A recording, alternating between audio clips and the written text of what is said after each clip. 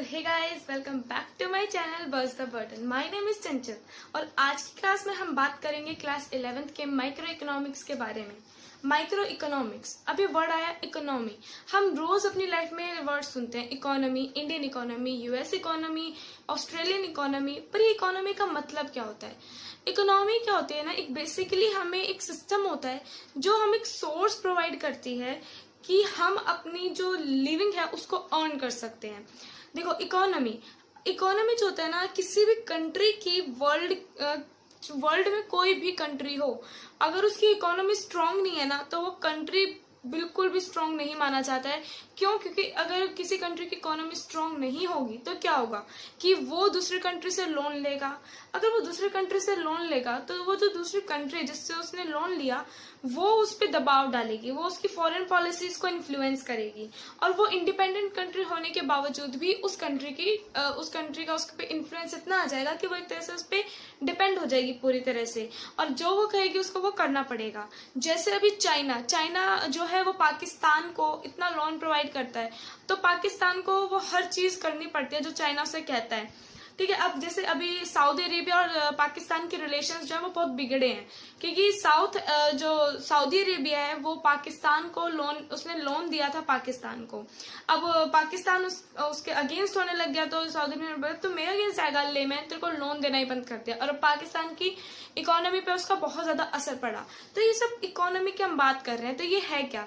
ये एक बहुत ही इंटरेस्टिंग सब्जेक्ट है गाइस। अगर आप इसको ध्यान से पढ़ोगे ना तो आपको बिल्कुल भी बोरिंग नहीं लगेगा और आपको बिल्कुल भी डिफिकल्ट सब्जेक्ट नहीं लगेगा। ये काफी लोग कहते हैं कि डिफिकल्ट सब्जेक्ट है, लेकिन मेरे हिसाब से, मेरे पास भी इकोनॉमिक्स थी, मेरे को इकोनॉमिक्स बिल्कुल भी बोरिंग नहीं लगता, बल्कि मेरे को इतना इंटरेस्टिंग सब्जेक्ट लगता है इकोनॉमिक्स की मैं पूरा दिन इसको पढ़ती रहूं। तो चलो अपना बिना टाइम वेस्ट किए वीडियो को आगे लेके चलते हैं, आगे बात करते हैं।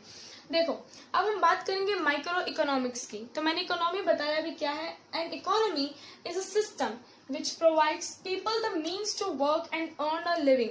अब ये यहाँ पे मीन्स क्या है, यानी कि इकोनॉमी जो है वो एक ऐसा सिस्टम है जहाँ पे लोग जो है वो अपना काम करते हैं, यानी कि लोगों को जो सोर्स प्रोवाइड करता है वो कौन प्रोवाइड करता है? Economy.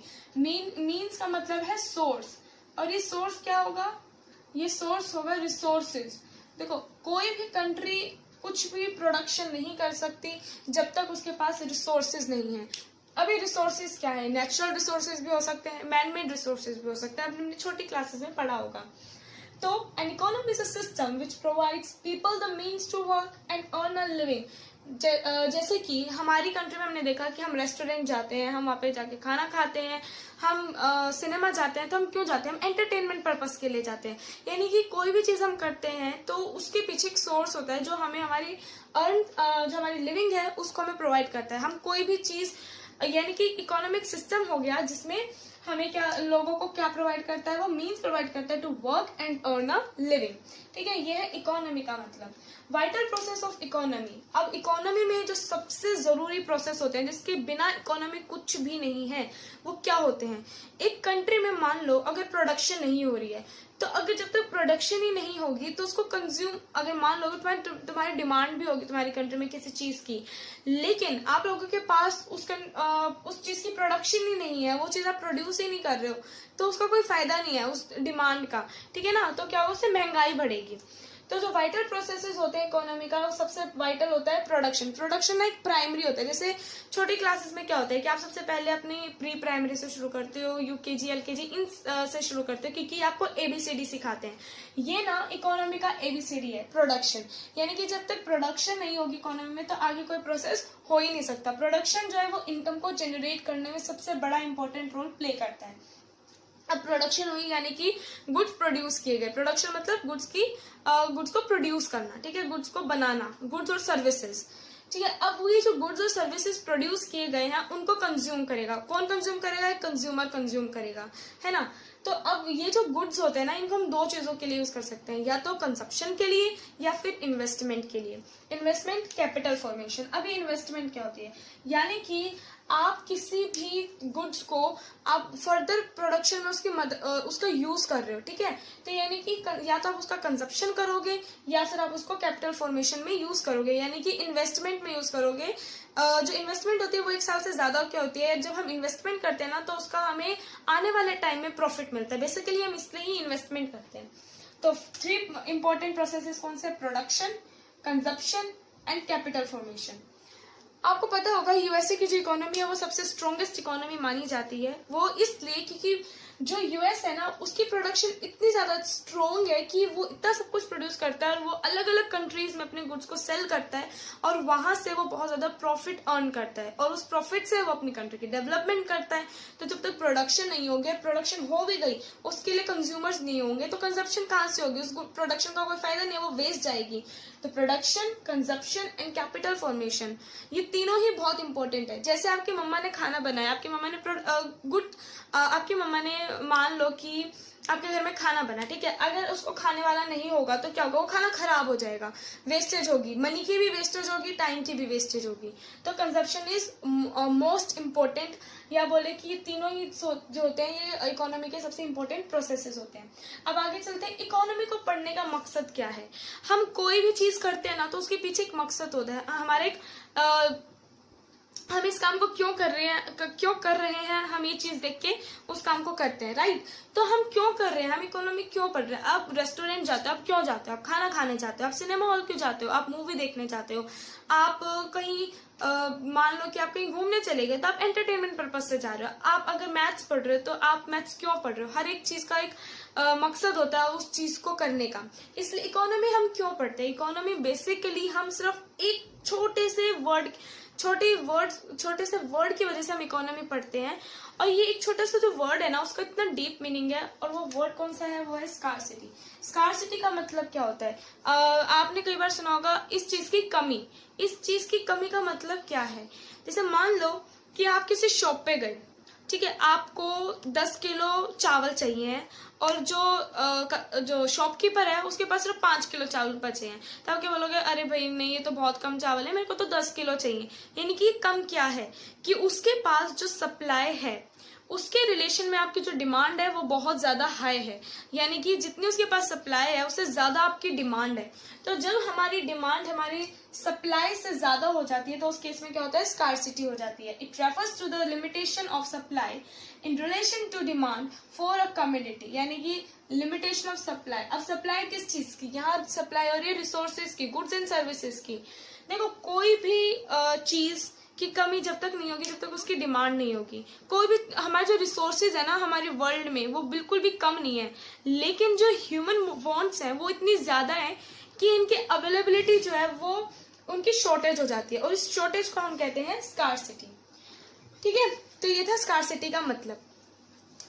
Situation when wants exceed the available resources, यानी कि जो रिसोर्सेज आपके पास प्रेजेंट हैं उनके कॉन्टेक्स्ट में आपकी वांट जो है वो एक्सीड कर गई हैं। जैसे मान लो आपके मदर ने ना बहुत ही आपकी फेवरेट चीज बनाई है, जैसे मान लो आपकी मेरी फेवरेट जो है भाई वो तो खीर है, ठीक है, तो मेरी मम्मा ने मेरे लिए खीर बनाई। अब मेरे भाई बहन को भी वो खीर बहुत पसंद है। अब खीर बनाई, अब हम सब ने खीर खा ली, अब वो जो बची हुई खीर है वो 1 कटोरी बची है और हम है 3 खाने वाले, तो हम क्या बोलेंगे, नहीं ये खीर तो मुझे चाहिए, इस पे हमारी लड़ाई होगी। तो मम्मा बोलेंगे थोड़ी सी तो खीर है, मम्मा थोड़ी सी खीर हम तीनों बांट के नहीं खाएंगे, मैं ये खाऊंगी। तो ये थोड़ी सी खीर नहीं है, अगर आप लोगों का पेट भरा होता है या फिर सिर्फ आपका मन होता खाने का तो आपके लिए वो कम नहीं थी, लेकिन अब इसको खाने वाले ये बहुत ज्यादा हो गए हैं, यानी कि इस खीर की डिमांड ज्यादा हो गई है, इसलिए इसकी शॉर्टेज हो रही है। तो सप्लाई कभी कम नहीं होती, बल्कि डिमांड जो है ना वो उस पर डिपेंड करता है कि सप्लाई हमारी कम है या हमारी ज्यादा है। ठीक है, तो scarcity it refers to the limitation of supply in relation to demand for a community. Situation when wants exceed the available resources. अब स्कार्सिटी के कारण हमें रिसोर्सेज को इकोनोमाइज करना होता है। अभी इकोनोमाइज का मतलब क्या होता है भाई, अभी तो इकोनॉमी का मतलब समझा, अभी तुम इकोनोमाइजिंग बोल रहे हो, एक नई टर्म लेकर आ रहे हो, चिंता मत करो, बहुत सिंपल सा वर्ड है। इकोनोमाइजिंग ऑफ रिसोर्सेज का मतलब होता है कि जो आपके पास रिसोर्सेज अवेलेबल हैं उनका आप ऑप्टिमम यूज करो। ऑप्टिमम मतलब मैक्सिमम यूटिलाइजेशन करो उन रिसोर्सेज का जो अवेलेबल रिसोर्सेज है आपके पास। अब भाई मैक्सिमम यूटिलाइजेशन कैसे, मतलब उसका बेस्ट यूज करो, जिस चीज में वो बेस्ट पॉसिबल मैनर में उसका यूज हम कर सकते हैं, वो है ऑप्टिमम यूटिलाइजेशन ऑफ रिसोर्सेज। ठीक है, तो ये था इकोनोमाइजिंग ऑफ रिसोर्सेज। आगे चलते हैं हम इकोनॉमिक प्रॉब्लम की तरफ। तो अब बात करते हैं कि इकोनॉमिक प्रॉब्लम का मतलब क्या होता है। सबसे पहले इसकी डेफिनेशन देखते हैं। It is a problem of choice involving satisfaction of unlimited wants out of limited resources having alternative uses. यानी कि ये एक प्रॉब्लम ऑफ चॉइस है involving satisfaction of unlimited wants out of limited resources having alternative uses, या फिर it is a problem of making choice from alternative uses. देखो, economic problem का मतलब होता है कि आपके पास जो रिसोर्सेज अवेलेबल हैं और इन रिसोर्सेज के ऑल्टरनेटिव यूजेस भी हैं और आपके जो वांट्स हैं वो भी अनलिमिटेड है। ये सभी सिचुएशन में आपको क्या करना पड़ता है, चॉइस करनी पड़ती है। Problem of choice, basically problem of choice in तीन चीजों की वजह से ही आती है। Unlimited wants, limited resources and limited resources have alternative uses. ये बेसिकली इकोनॉमिक प्रॉब्लम क्या है, प्रॉब्लम ऑफ चॉइस है। अब इकोनॉमिक प्रॉब्लम क्यों अराइज होती है, क्या कारण है कि इकोनॉमिक प्रॉब्लम अराइज होती है। सबसे पहला कारण है स्कार्सिटी। स्कार्सिटी अभी मैंने आपको बताया क्या होता है, limitation of supply in relation to its demand of a commodity. यानी कि अभी कमोडिटी किन चीजों से बनते हैं, कमोडिटी कुछ लोग कहते हैं गुड्स, नहीं, कमोडिटी गुड्स और सर्विसेज दोनों का कॉम्बिनेशन है। यानी कि आपकी जो कमोडिटी है उसकी जो डिमांड है अगर वो सप्लाई से ज्यादा है तो वो क्या होगा, स्कार्सिटी होगी। अब an economy could not produce all what people want. अब देखो, इकोनॉमी हर वो चीज तो नहीं बना सकती जो लोगों को चाहिए। क्यों? क्योंकि उसके पास जो सबसे बड़ा कारण क्या है, स्कार्सिटी, यानी कि रिसोर्सेज की शॉर्टेज है। इसलिए इकोनॉमी हर वो चीज नहीं बना सकती जो लोगों को चाहिए है। Due to limited resources every consumer exercises choice as to which goods should be consumed and at what quantity in order to maximize satisfaction। ये जो प्रॉब्लम ऑफ चॉइस है ना, इसका मतलब ये है कि मुझे क्या चीज कंज्यूम करनी चाहिए और कितनी क्वांटिटी में करनी चाहिए ताकि मैं अपनी सेटिस्फेक्शन को मैक्सिमाइज कर सकूं। ये बेसिकली प्रॉब्लम ऑफ चॉइस है। अब देखो, घर में जैसे आपकी मम्मी शाम को पूछती हैं आज खाने में क्या बनाऊं, तो आप बोलते हो कि मम्मी चलो दाल बना दो। नहीं, दाल तो तुम्हें पसंद, तेरे पापा को पसंद नहीं है ना, ऐसे बोलते हैं ना। फिर बोलते हो कोई मम्मी पनीर बना दो, बेटा पनीर तो घर में है नहीं। यानी कि कितनी सारी प्रॉब्लम्स आ जाती हैं। तो यानी कि वहां पे क्यों होता है, क्योंकि आपके पास जैसे मान लो कि आप चाहते हो कि आपके घर में पनीर बने और पनीर आपके घर में है नहीं, तो आपकी मम्मी बोलेंगी नहीं वो चीज बनाऊंगी जो सब खाएंगे, जो उनमें मेजोरिटी जो सब खा लेंगे वो चीज आपकी मम्मी बनाएंगी। इसी तरह से इकोनॉमी भी करती है। इकोनॉमी क्या करती है, जिस गुड्स की प्रोडक्शन से, जिस कमोडिटी की प्रोडक्शन से मैक्सिमम वांट जो है वो सेटिस्फाई हो, वो ऐसे गुड्स की प्रोडक्शन करती है। ठीक है, तो यानी कि पहला रीजन है इकोनॉमिक प्रॉब्लम का, वो क्या है, स्कार्सिटी। छोटा सा टॉपिक है ये, तो पहले इसमें आप लिखोगे इसकी डेफिनेशन, फिर आप लिखोगे कि इकोनॉमी हर वो चीज प्रोड्यूस नहीं कर सकती जो लोग चाहते हैं, इसलिए जो लिमिटेड रिसोर्सेज होने के कारण कंज्यूमर को क्या एक्सरसाइज करना पड़ता है, चॉइस, प्रॉब्लम ऑफ चॉइस उसको फेस करनी पड़ती है कि वो कितनी क्वांटिटी में किसी चीज को कंज्यूम करे और वो किस चीज को कंज्यूम करे ताकि उसकी सेटिस्फेक्शन जो है वो मैक्सिमाइज हो जाए। ठीक है, ये था स्कार्सिटी। नेक्स्ट जो पॉइंट आता है वो है अनलिमिटेड ह्यूमन वांट्स और ऑल्टरनेटिव यूजेस। वो भी मैं लिख देती हूँ अभी। हाँ, तो अब ये ह्यूमन वांट्स क्या होती है। ह्यूमन वांट्स तो चलो आपको मान लो पता ही है। यहाँ पे आएगा unlimited human wants. Human wants are never ending, that they can never be fully satisfied. As soon as one want is satisfied another want emerges. ये तो हर किसी ने एक्सपीरियंस किया होगा। देखो, आपकी जैसे मान लो कोई भी विश पूरी होती है ना, तो आपकी एकदम से दूसरी विश आ जाती है। जैसे मान लो कि आपके पेपर में ना आप ना पहले फेल होते थे, ठीक है, वैसे मान लो बस, ठीक है, ज्यादा सीरियस लेने की जरूरत नहीं है इसको। ठीक है, अगर मान लो आप पहले फेल होते थे तो इस बार आप पास हो गए मेरी वीडियोस को देखने के बाद। ठीक है, तो फिर आपके मान लो 80 मार्क्स का पेपर होता है, उसमें से आपके पहले आते थे 23 मार्क्स, अब आप आगे आपके 38 मार्क्स। फिर आप लोगों ने सोचा अरे यार इस बार अच्छा किया तो अगली बार और अच्छा करूंगा, तो आपके आगे 45 मार्क्स। फिर आप बोलोगे नहीं भैया मेरे को और अच्छा करना है, तो यानी कि आपके 45 मार्क्स आएंगे, फिर एक टाइम फिर 60 आएंगे, फिर आप चाहोगे कि मेरे फुल मार्क्स भी आ जाए। तो यानी कि आपकी जो सेटिस्फेक्शन है ना, ये आप फुल्ली सेटिस्फाई हो ही नहीं सकते हो। ठीक है, आपकी वांट्स कभी खत्म हो ही नहीं सकती। तो ह्यूमन वांट्स होती है वो अनलिमिटेड होती हैं। अब आपकी वांट्स जब सेटिस्फाई नहीं हो रही तो एक इकोनॉमी में तो हजार करोड़ों लोग रहते हैं, ठीक है ना, उनकी वांट्स कैसे सेटिस्फाई होगी। और लिमिटेड रिसोर्सेज तो है ही वैसे, तो लिमिटेड रिसोर्सेज के साथ हर गुड्स तो बनाए नहीं जा सकते। तो ह्यूमन वांट्स क्या होती है, ये नेवर एंडिंग होती है, कभी खत्म नहीं होती। जैसे ही एक वांट आपकी पूरी होती है तो दूसरी अपने आप इमर्ज हो जाती है। As soon as one want is satisfied another want emerges, दूसरी वांट क्या हो जाती है, वो इमर्ज हो जाती है, एक नई आपकी ख्वाहिश हो जाती है कि भाई मैं ये चीज क्यों नहीं करूँ, हमारी इकोनॉमी में ये होना चाहिए, मेरे को ये चीज चाहिए। जैसे मान लो कि आपके फादर, अभी आप छोटे से बच्चे, मतलब मान लो आपके फादर ने आपको साइकिल दिला दी, ठीक है, साइकिल दिलाई तो आपका कुछ टाइम बाद मन किया कि नहीं मेरे को इस कंपनी की साइकिल ज्यादा अच्छी लगती है, मुझे इस कंपनी की चाहिए, तो आप और महंगी साइकिल मांगोगे। फिर एक टाइम आएगा आप बोलोगे मेरे को स्कूटी चाहिए, स्कूटी आएगी आप बोलोगे बाइक चाहिए, फिर बाइक सीख जाओगे तो बोलोगे पापा मुझे तो गाड़ी भी सीखनी है, गाड़ी कैसे चलाते हैं, मेरा तो बड़ा इंटरेस्ट है।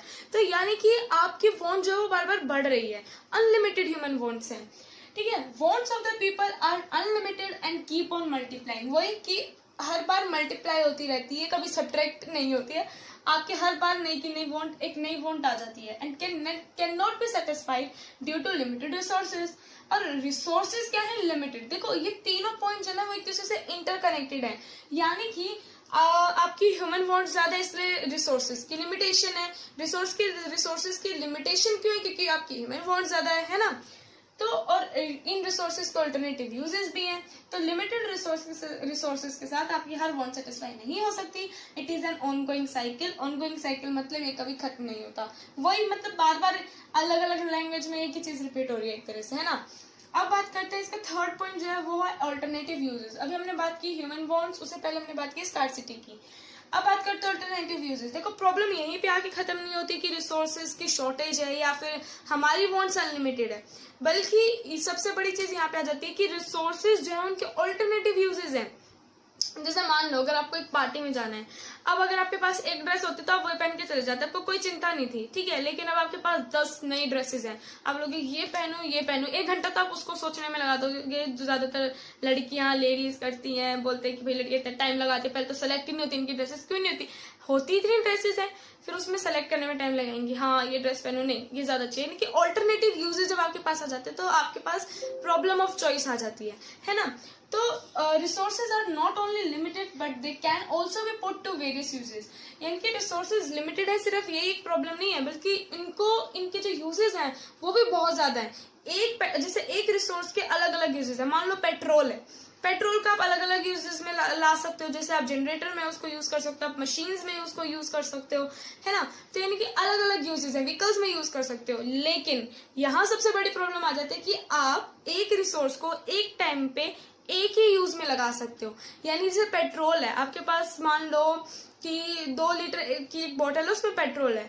अब आपको ये डिसाइड करना है कि आप उसको व्हीकल में यूज करोगे, ठीक है ना, या फिर आप उसको मशीनरी में यूज करोगे, या उसको आप जनरेटर में यूज करोगे। आप उसको किस में यूज करोगे, एक टाइम पे एक यूज में आप मतलब एक टाइम पे एक यूज है उसका। तो यानी कि alternative uses of resources means that a resource can be put to more than one use but they can be use in one use at a time. यानी कि एक टाइम पे उसका एक ही यूज हो सकता है, आप मल्टीपल यूजेस में उसको यूज नहीं कर सकते एक पर्टिकुलर टाइम पे। तो ये थी हमारी 3 प्रॉब्लम्स की हमारी इकोनॉमिक प्रॉब्लम्स बेसिकली क्यों अराइज होते हैं। तो अब हम देखते हैं सेंट्रल प्रॉब्लम्स क्या है जो इंडिया की आ रही है। सेंट्रल प्रॉब्लम्स का मतलब क्या होता है, एलोकेशन ऑफ रिसोर्सेज का मतलब क्या होता है, ये सब मैं आपको बताऊंगी। चिंता मत करो, आपको बड़ा इंटरेस्ट आएगा, बस वीडियो पूरी एंड तक देना। कोई भी टॉपिक बिल्कुल बीच में मत छोड़ना, क्योंकि हर एक टॉपिक बहुत इंपॉर्टेंट है इसमें। अब देखो सेंट्रल प्रॉब्लम्स को पढ़ने से पहले हम देखते हैं पहले कि मीनिंग ऑफ इकोनॉमिक्स क्या होता है।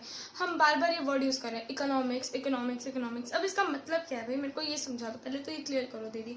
तो देखो इकोनॉमिक्स का मतलब होता है it is a social science which studies the way a society chooses to use its limited resources, having alternative uses to produce goods and services and to distribute them among different group of people. Wait, इतनी बड़ी definition, बहुत simple से समझो। देखो ये एक social science है जो स्टडी करती है कि किस तरह से सोसाइटी, बेसिकली सोसाइटी को स्टडी करती है ना। हम सब एक सोसाइटी में रहते हैं, हम क्या है, सब हम ह्यूमंस हैं और हम सब क्या एक सोसाइटी में रह रहे हैं। तो ये एक सोसाइटी को स्टडी करती है कि किस तरह से सोसाइटी अपने लिमिटेड रिसोर्सेज का यूज करती है जिनके ऑल्टरनेटिव यूजेस हैं to produce goods and services and to distribute them among different groups of people. यानी कि हमारी सोसाइटी किस तरह से अपने रिसोर्सेज, लिमिटेड रिसोर्सेज का यूज करती है जिनके ऑल्टरनेटिव यूजेस होते हैं गुड्स और सर्विसेज को प्रोड्यूस करने के लिए, और फिर जब ये गुड्स एंड सर्विसेज प्रोड्यूस होते हैं तो इनको किस तरह से लोगों के बीच में डिस्ट्रीब्यूट करती है। ये है economics. Basically it is a social science, ठीक है ना। या आप इतनी बड़ी डेफिनेशन लिखने के बजाय आप ये 2 पॉइंट्स भी लिख सकते हो कि it studies the economic studies the human behaviour as a relationship between means and ends. हमारा जो बिहेवियर है वो किस पे डिपेंड करता है? बेसिकली हमारा जो बिहेवियर है वो डिपेंड करता है रिसोर्सेज पे और हमारी वॉन्ट्स पे। यानी कि हमारे पास अवेलेबल रिसोर्सेज क्या है और हमारी ह्यूमन वॉन्ट्स क्या है, उसके अकॉर्डिंग कंट्री में क्या होती है, प्रोडक्शन होती है, राइट। तो ये ह्यूमन बिहेवियर को स्टडी करता है economics as a relationship between means मतलब रिसोर्सेज, मीन्स यानी कि कोई भी जरिया। अब यहाँ जरिया क्या होगा? रिसोर्सेज, एंड एंड्स यानी कि human wants. It's all about making choices in the presence of scarcity। यानी कि वही बात रिपीट हो रही है बार बार कि शॉर्टेज की प्रेजेंस में आप अपनी चॉइसेस किस तरह से बनाते हो। यानी कि इकोनॉमिक्स का जो मेन मकसद होता है वो क्या होता है कि अपने रिसोर्सेज का बेस्ट पॉसिबल मैनर में यूटिलाइज करना। क्यों? क्योंकि उन 3 कारणों की वजह से, scarcity of resources, unlimited human wants and alternative uses of limited resources, ठीक है ना। ये था एक मीनिंग ऑफ इकोनॉमिक्स। अब मैं बीच में आपको बार बार कट मिलेगा वीडियो में, वो इसलिए क्योंकि मैं लिख रही हूँ, तो प्लीज उसके लिए मुझे माफ कर देना, ठीक है। तो बात करते हैं कि क्या है ये सेंट्रल प्रॉब्लम्स और एलोकेशन ऑफ रिसोर्सेज का मतलब क्या है। एलोकेशन ऑफ रिसोर्सेज का मतलब होता है कि हमारे पास जो लिमिटेड रिसोर्सेज हैं हम उनका इस तरह से यूटिलाइज करें कि हमारी मैक्सिमम वांट्स जो है वो फुलफिल हो जाए, यानी कि हमारी जो हमें मैक्सिमम सेटिस्फेक्शन मिले, यानी कि ज्यादा से ज्यादा ह्यूमन वांट्स जो है वो लोगों की सेटिस्फाई हो जाए। इसका ये होता है एलोकेशन ऑफ रिसोर्सेज का मतलब। अब सेंट्रल प्रॉब्लम्स क्या होती हैं? वेट। इससे पहले positive economics, normative economics, micro, ये कहाँ गया? ये मैं आपको अगली क्लास में करवाऊंगी क्योंकि यहाँ पे अभी ये इंपॉर्टेंट टॉपिक है और ये इससे इंटरकनेक्टेड है, तो वो अगली क्लास में मैं आपको करवाऊंगी। तो देखते हैं क्या है सेंट्रल प्रॉब्लम्स ऑफ इकोनॉमी का मतलब। सेंट्रल मतलब जो बिल्कुल बीच में है ना, जो बिल्कुल बीच में, ये होता है सेंटर। इसके आसपास हर चीज होती है, राइट। तो ये एक सेंट्रल प्रॉब्लम का मतलब है कि वो प्रॉब्लम जो सभी इकोनॉमी के लिए बेसिक होती हैं और सभी प्रॉब्लम्स उसके आसपास रिवॉल्व करती हैं, और सारी प्रॉब्लम्स उसके आसपास रिवॉल्व करती हैं, इसलिए इसको सेंट्रल प्रॉब्लम कहा जाता है। इससे पहले मैं एक पॉइंट बताना भूल गई आप लोगों को कि स्कैर्सिटी जो है वो एक यूनिवर्सल कॉन्सेप्ट है। ये वैसे मैंने बता दिया फिर भी ठीक है। तो स्कैर्सिटी क्या है? वो एक यूनिवर्सल कॉन्सेप्ट है, यानी कि हर इकोनॉमी के लिए वो अप्लाई करते हैं, चाहे वो सबसे डेवलप्ड कंट्री की बात की जाए या लीस्ट डेवलप्ड कंट्री की बात की जाए, ठीक है, या रिचर कंट्री या पुअर कंट्री की बात की जाए, स्कैर्सिटी हर कंट्री में प्रिवेल करती है, ठीक है ना। तो अब वापिस आ जाओ। Central problems of economy, it is known as central problem because it is the basic problem of economy and all other problems revolve around it। और सारी problems इसके आसपास ही घूमती रहती हैं, ठीक है। ये भी basically problem of choice है among the alternative uses जो हम सोसाइटी के सामने problem of choice रखते हैं। अब इसमें सबसे पहले जो प्रॉब्लम आती है वो कौन सी है? वो है what to produce, कि हम क्या चीज प्रोड्यूस करें, ठीक है। यानी कि हमारी इकोनॉमी में कितने करोड़ों लोग रहते हैं। अब हम हर एक की तो वांट को सेटिस्फाई नहीं कर सकते, तो हम ऐसे कौन से गुड्स और सर्विसेज बनाएं जिससे लोगों को मैक्सिमम सेटिस्फेक्शन मिले। ये होता है व्हाट टू प्रोड्यूस, यानी कि it is basically a problem of selection of goods and services. यानी कि हम ऐसे कौन से गुड्स एंड सर्विसेज बनाएं, basically problem of selection of goods and services to be produced and in what quantity, यानी कि कितनी क्वांटिटी में बनाई जाए। यानी कि जो सबसे पहली बात, कौन से गुड्स और सर्विसेज बनाए जाए और फिर उन गुड्स और सर्विसेज की कितनी क्वांटिटी बनाई जाए। जैसे कि हमारी कंट्री में एक होते हैं कंज्यूमर गुड्स और एक होते हैं कैपिटल गुड्स। अब कंज्यूमर गुड्स क्या होता है? कंज्यूमर गुड्स का मतलब होता है जो गुड्स कंज्यूम किए जाए बेसिकली, यानी कि जो कंज्यूमर्स जिन गुड्स को कंज्यूम करते हैं वो कौन से होते हैं? Consumer goods. जैसे कि राइस, व्हीट, ठीक है, ये बहुत सारे एग्जांपल जो कंज्यूमर्स यूज करते हैं बेसिकली, ठीक है ना।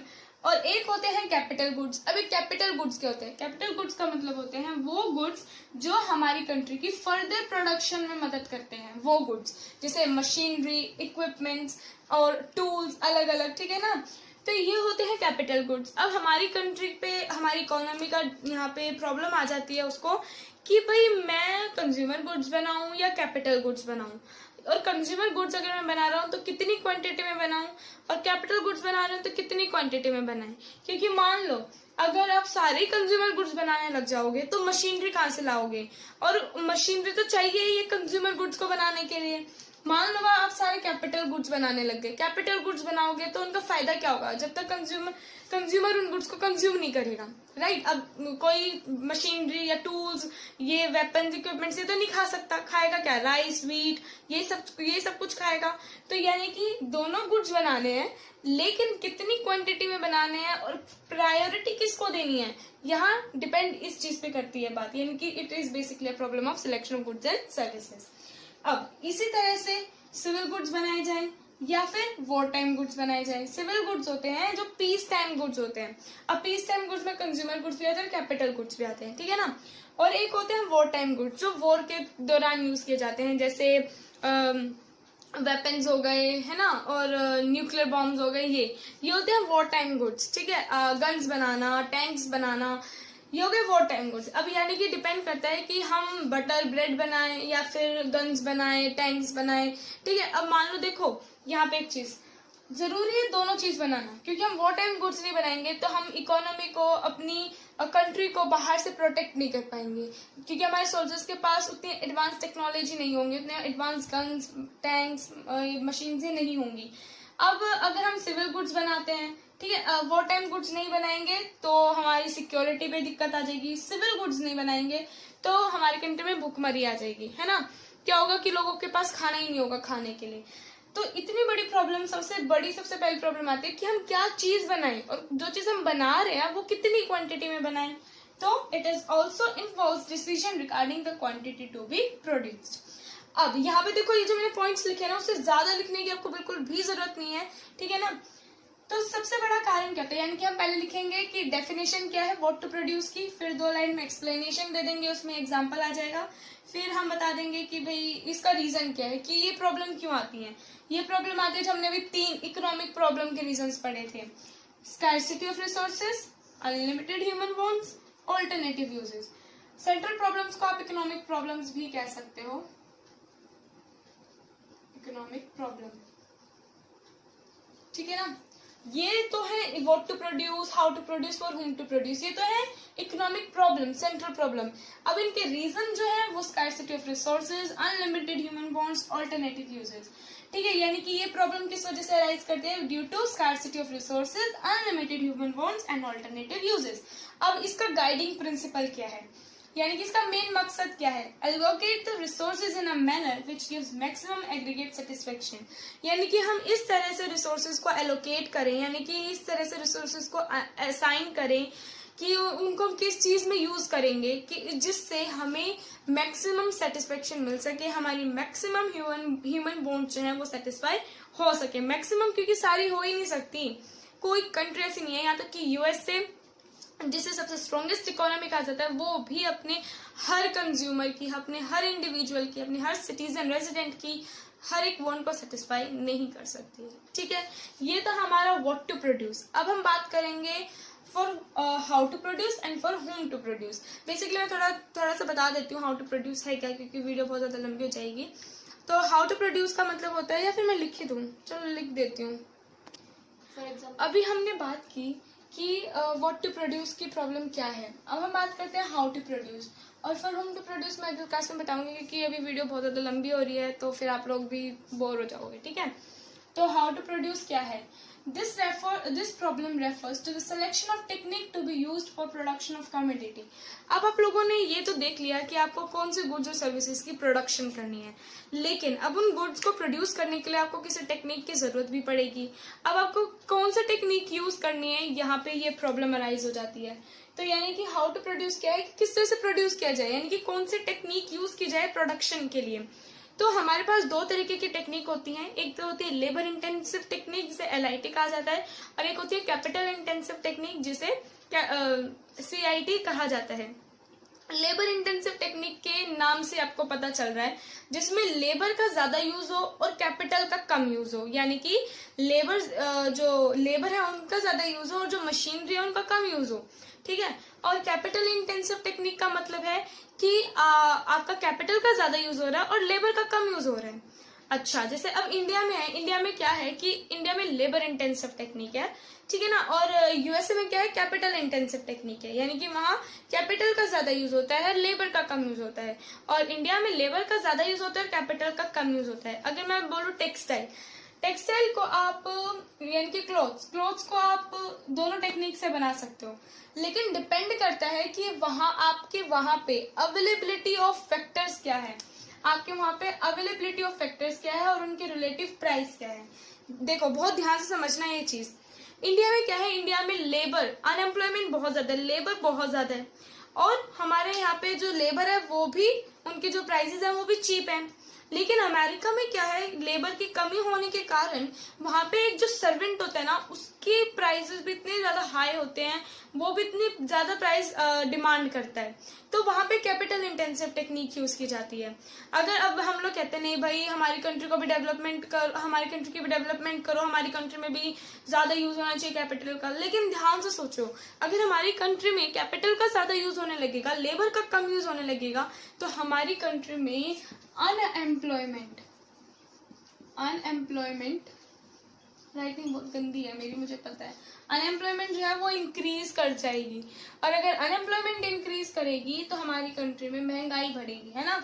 बहुत सारी चीजें इससे इन्फ्लुएंस होंगी अगर हम कैपिटल इंटेंसिव टेक्निक को यूज करने लग जाते हैं। तो यानी कि एक पहला पॉइंट तो इसकी डेफिनेशन क्या है, फिर दूसरा two type of techniques, labour intensive technique या capital intensive technique, third point यहाँ वही LIT क्या है, CIT क्या है, फिर फोर्थ पॉइंट आ जाता है कि गाइडिंग प्रिंसिपल क्या है। Combined factor of production in such a manner so that the maximum output is produced at minimum cost using least possible scarce resources, यानी कि फैक्टर्स ऑफ प्रोडक्शन। अब देखो फैक्टर्स ऑफ प्रोडक्शन कौन कौन से होते हैं, पहले तो ये देखते हैं, लैंड, लेबर,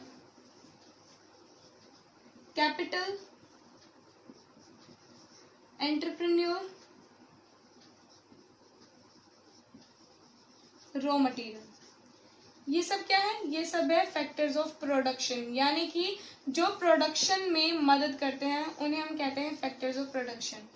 यानी कि इन फैक्टर्स ऑफ प्रोडक्शन को इस तरह से कंबाइन करो, इन सब का इस तरह से मिश्रण करो कि हमारे मिनिमम कॉस्ट पे मैक्सिमम आउटपुट प्रोड्यूस हो यूजिंग लीस्ट स्कार्स रिसोर्सेज, ठीक है। यानी कि ये था इसका गाइडिंग प्रिंसिपल, बहुत सिंपल सा है ना। अब इसका रीजन वही वाला जो हमने पीछे दिया था कि स्कार्स रिसोर्सेज हैं, मतलब लिमिटेड रिसोर्सेज है, अनलिमिटेड ह्यूमन वांट्स है, ऑल्टरनेटिव यूजेज है। और फिफ्थ पॉइंट यहाँ पे वही अवेलेबिलिटी ऑफ फैक्टर्स और रिलेटिव प्राइस पे डिपेंड करता है कि हम कौन से टेक्निक का यूज करेंगे। यानी कि इंडिया में अबंडेंस है लेबर की, चीप लेबर है, इसलिए इंडिया LIT यूज करता है। USA में कैपिटल बहुत ज्यादा है और लेबर बहुत कम है, तो जिस चीज की देखो क्वांटिटी कम है, सप्लाई कम है और डिमांड बहुत ज्यादा है, तो वहाँ पे जो लेबर है वो बहुत ज्यादा हाई रेट मांगते हैं काम करने के, तो वहाँ पे कैपिटल इंटेंसिव टेक्निक का यूज किया जाता है, ठीक है। फिर उसके बाद इसका गाइडिंग प्रिंसिपल। आज की वीडियो में सिर्फ इतना ही पढ़ेंगे, मिलते हैं अगली वीडियो में। तब तक के लिए मेरे चैनल को सब्सक्राइब करना, लाइक करना, शेयर करना, और अगर आपको कोई डाउट हो तो कमेंट करना बिल्कुल मत भूलना। और हाँ, नोटिफिकेशन को भी दबा देना, बेल आइकन को भी प्रेस कर देना ताकि आपको मेरे अगले वीडियो की नोटिफिकेशंस मिलते रहे। तब तक के लिए बाय बाय।